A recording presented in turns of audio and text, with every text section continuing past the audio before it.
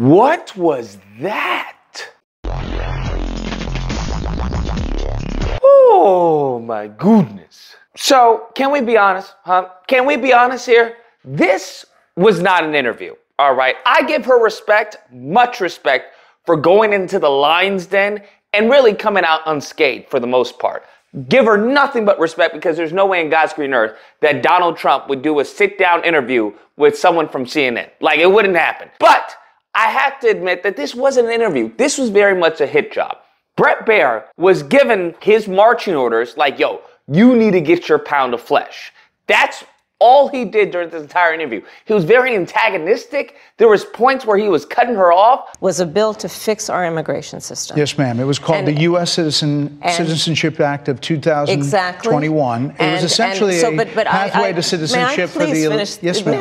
May I finish responding, please? But you have to let me finish, You please. had the White House and the House and the Senate, I'm and they didn't bring up that bill. responding. I'm like, what is going on here? She's the vice president and you're cutting her off without allowing her to answer the question? It was absolutely a train wreck, in my opinion. I thought Bret Baier handled himself poorly. At the end of the day, the people who lost are the American people. We could have gotten some actual, some actual questions that were legitimate. We could have gotten some answers from her, but at the end of the day, what they wanted was just sound bites. They just wanted her to feel dumb.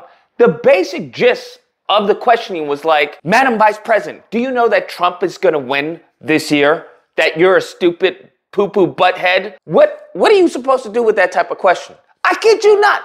During the end of the interview, Bret asked her, when did you realize that, Biden's faculties weren't 100%? When did you first notice that President Biden's mental faculties appeared diminished? What type of question is that? Who does that help? It helps no one. All that is just fodder for the knuckleheads and the simpletons who are watching this interview.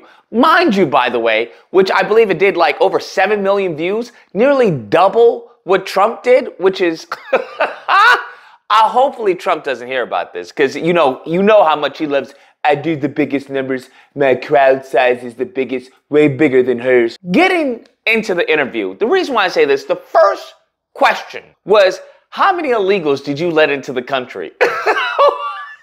How many illegal immigrants would you estimate your administration has released into the country over the last 3.5 years? Bruh, what type of question is that? Like, what do we get from that, huh? How many illegals did you let into the country? Why don't you ask Trump how many women he raped? How about that? Why don't we ask Trump some questions like that and see what he asks and see what he responds with? When it comes to questions like this, what Trump would do would just say, that's a really nasty question. That's a nasty question, okay? Really nasty. I want to start by addressing the elephant in the room, sir. A lot of people did not think it was appropriate for you to be here today. You have pushed false claims about some of your rivals, from Nikki Haley to former President Barack Obama, saying that they were not born in the United States, which is not true. You have told 4 congresswomen of color who were American citizens to go back to where they came from. You have used words like animal and rabid to describe black district attorneys. You've attacked black journalists, calling them a loser, saying the questions that they ask are, quote, stupid and racist. You've had dinner with a white supremacist at your Mar-a-Lago resort. So my question, sir, now that you are asking black supporters to vote for you, why should black voters trust you after you have used language like that? Well, first of all, I don't think I've ever been asked a question in such a horrible manner. First question. I think it's a very nasty question. And she tries to mold it in something that would benefit the American people in addressing that, hey, I tried to do the bipartisan bill. The problem with questions like this, with Bret Baier asking, is that she's the vice president, okay? She's the VP. The person that they want to be attacking, the person that these questions seem to be aimed at, are Biden. You can't blame Kamala Harris for the Biden administration. She's the VP. This is tantamount to me going to Mike Pence and then drilling him on policies that Trump did.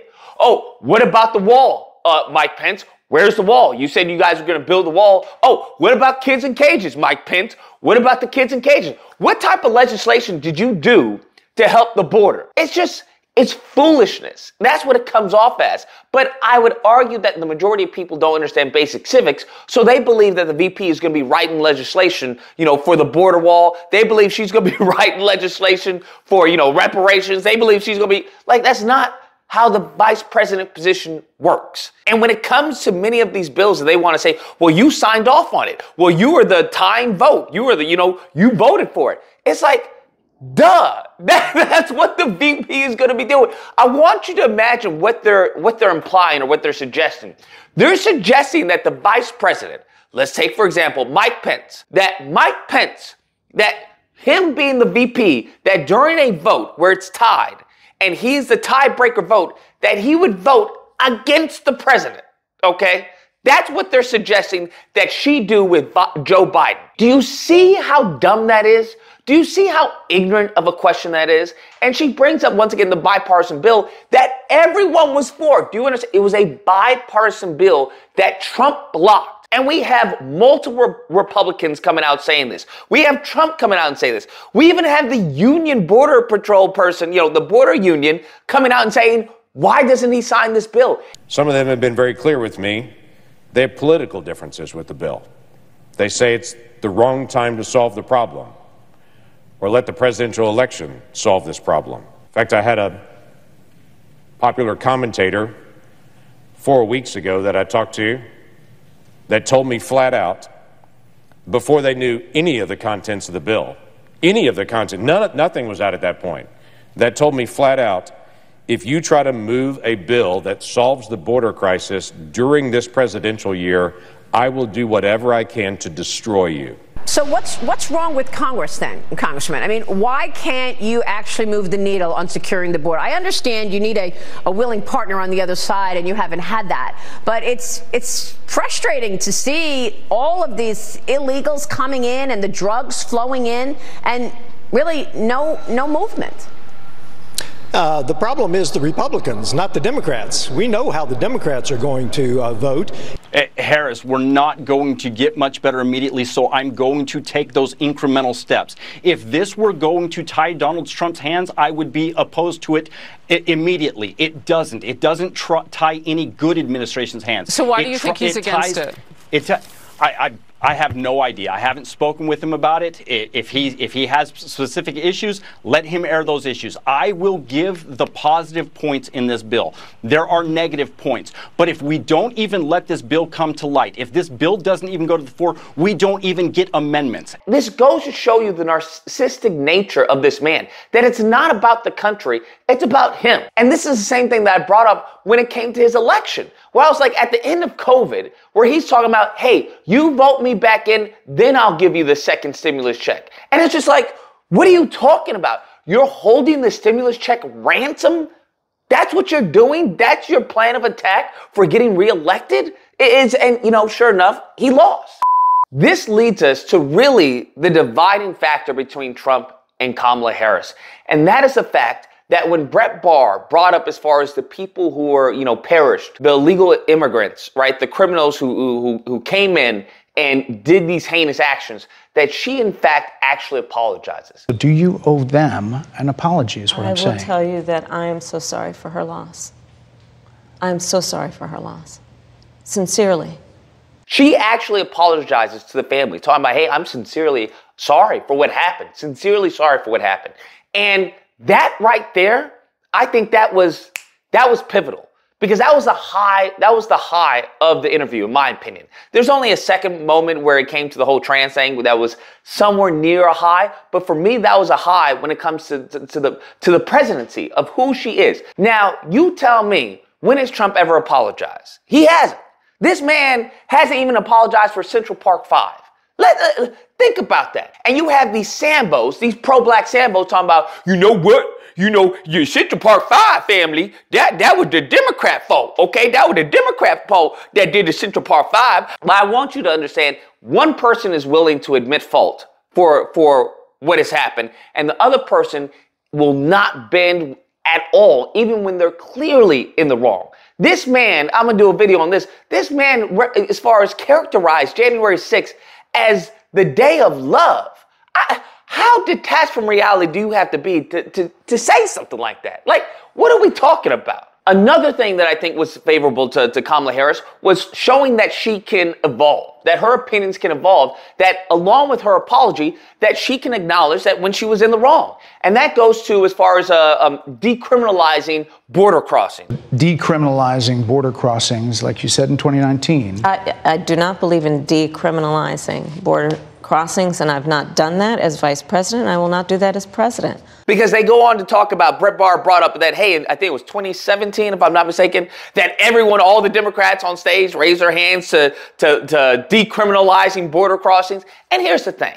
A lot of these mofos, as we know, when it comes to politics, a lot of these mofos do virtue signaling. And then once it comes to a general election, that's when the things that they were ardent about, oh, we're going to do this, that's when it starts to get a little smooth, right? They start to go a little to the center as it goes to the general election. So for her saying that, hey, that was 5 years ago. that was 5 years ago. What has 5 years got to do with right now? Do you still support those things? Listen, that was 5 years ago, and I'm very clear that I will follow the law. I have made that statement over and over again, and as Vice President of the United States, that's exactly what I've done. And it's like, all right, done and done. Done and done. All these people want to hold this against you. Now she's like, well, no, that's not my opinion right now as, you know, running for president. Great. That's what I like to hear, because I think you trying to decriminalize border crossings is cuckoo for Cocoa Puffs. Now, moving on to the second highlight, I would say, of this interview for her, because she did bomb a question. She definitely did bomb a question. But the second highlight would be the whole trans thing. So Bret Baier comes out and he shows this commercial that Trump, you know, put out there. And it's a commercial saying that, oh, Kamala Harris is for transgender surgeries, for prisoners, you know, yada, yada, yada. Kamala supports taxpayer-funded sex changes for prisoners. Surgery. For prisoners. For prisoners. Every transgender inmate in the prison system would have access. And Kamala Harris is like, well, I'm for upholding law, the same law that Trump upheld during his administration. I will follow the law, and it's a law that Donald Trump actually followed. You're probably familiar with, now it's a public report, that under Donald Trump's administration, these surgeries were available on a medical necessity basis to people in the federal prison system. And it just completely, like, I didn't even know that. Genuinely, I didn't know that, because I was like, this is crazy. But at the same time, if you classify something as healthcare, then yeah, they would have to be, you know, that would have to be available to them in prison, because it would be considered healthcare. So the fact that this was happening under the Trump administration and Trump didn't do anything about it, and she's like, hey, it happened under his administration, he's got to take responsibility of it. I'd say that he never advocated for that prison policy, and no gender transition surgeries happened during his presidency. Well, you know what, you got to take responsible for what happened in your administration. I'm like, damn, that is a crazy Uno reverse card that she put on Bret Baier. Because what they want to say about the tariffs, oh, if the tariffs were so bad, why did Biden keep them? The vast majority, he didn't keep. Okay, the only one that he kept, I believe, was the China one. And that was due to the currency manipulation. The vast majority he didn't keep. As we can see, when it came to the billions we had to pay out to the farmers, that the tariffs didn't work. I would have loved for her to done the same thing when it came to this. If it was so bad, why didn't Trump remove it? Why didn't Trump remove it? If it was so bad, why did he keep it? He didn't remove it, so I don't know. That's something you should ask him during his administration. Now we have to get to the point where I think she bombed this question. Just complete, absolutely horrible. And that was the question where Bret was talking about, 79% of the country thinks that it's headed in the wrong direction. They say the country is on the wrong track. If it's on the wrong track, that track follows 3.5 years of you being vice president and President Biden being president.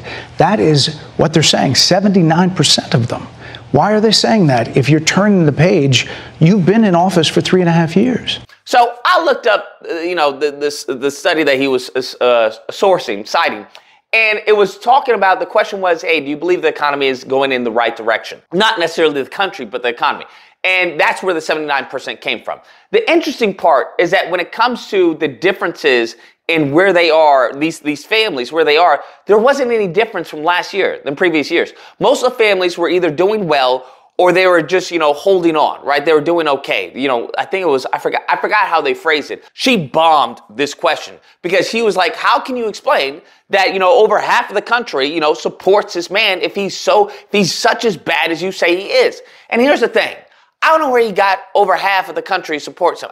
Like during Trump's administration, he never even hit a 50% approval rating. I don't know, during the end of his administration, it was 30%. It was in the dumpster. So I don't know where this is coming from, but nevertheless, she just bombs it. She flubs the answer and is like, well, Trump was president for the last 4 years.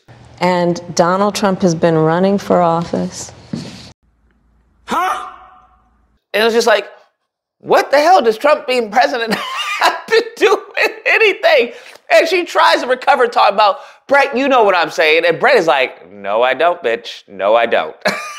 Madam Vice President. You and I both know what I'm talking about. You and I both know what I'm talking about. I actually don't. What are you talking about? What I'm talking about. So I thought that question, she completely bombed. Absolutely bombed. But do I think it was a fair question to begin with? No, of course not. Like I said, this wasn't an interview. This was like a gotcha. This was a hit job. That's what this was. When it comes to the country, yeah, he tries to egg her on to say that the American people are dumb, that they're stupid. And she's like, no, that's something that Trump would say. That's not something I would say. Misguided, the 50%? Listen, are they stupid? What is it? I would never say that about the American people. And in fact, if you listen to Donald Trump, if you watch any of his rallies, he's the one who tends to demean and belittle and diminish. So I thought that was nice, a nice recovery. I was like, ooh, Bret, you gave her that was a softball that you gave her that one, trying to egg her on, and she hit it out of the park. Because, I mean, what do you expect to say about these people? What do you want us to say? Now, I can say that they're dumb. I can say that they're misinformed. I can say that the majority of them are uneducated, that the majority of them are PWTs.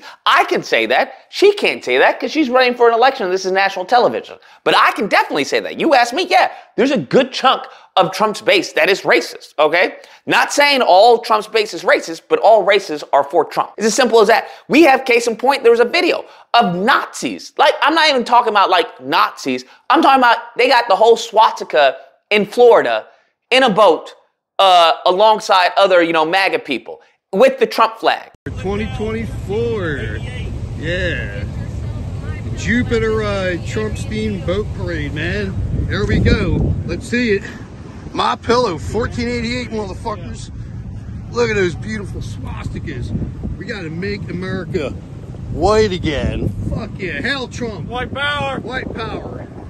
Not all, Trumpers are Nazis, but all Nazis are Trumpers. That's how that works. So yeah, I would absolutely argue that there is definitely some victimhood narrative that has been perpetrated by the right-wing media to make white people feel that they're being under attack. Oh, we're losing the country. They're trying to attack us. They want us to be the minority. That's why they're bringing in an influx of immigrants. Oh, the country isn't safe. Everybody wants to hurt me. Right? You have this victimhood complex that has been bestowed upon, white Americans. And many of them, unfortunately, are dumb enough to accept it. When it comes to the polls, he's not leading in any significant polls. If anything, she's either ahead or it's a tie. So, I mean, even after this interview, like her chances of being seen favorable to win actually went up. So, like, this interview did more help for her than negative. So, how he frames it is, once again, it's from a Fox News, mindset. So, that explains that. Now, to wrap this up, one thing I will say that she has done that I have yet to see anyone else do, aside from Dominion, once they sued Fox News, is that she got Bret to apologize, okay? Apologize. She got him to admit later on that what he did was not true. Harold, I did make a mistake, and I want to say that mistake. When I called for a soundbite, I was expecting a piece of the enemy from within, from Maria Bartiromo's interview, to be tied to the piece from your town hall, Harris, where you asked the former president about the enemy from within. It just had the piece about the town hall, and just take a listen to what I meant to roll. that when they were talking about Trump, talking about, hey, the enemy of the people, the enemy within, and we need to use the military and everything, that the clip that he played was Trump's response, not what he, in fact, actually said. And she calls him out. She's like, no, that's not the clip. That's not what he said.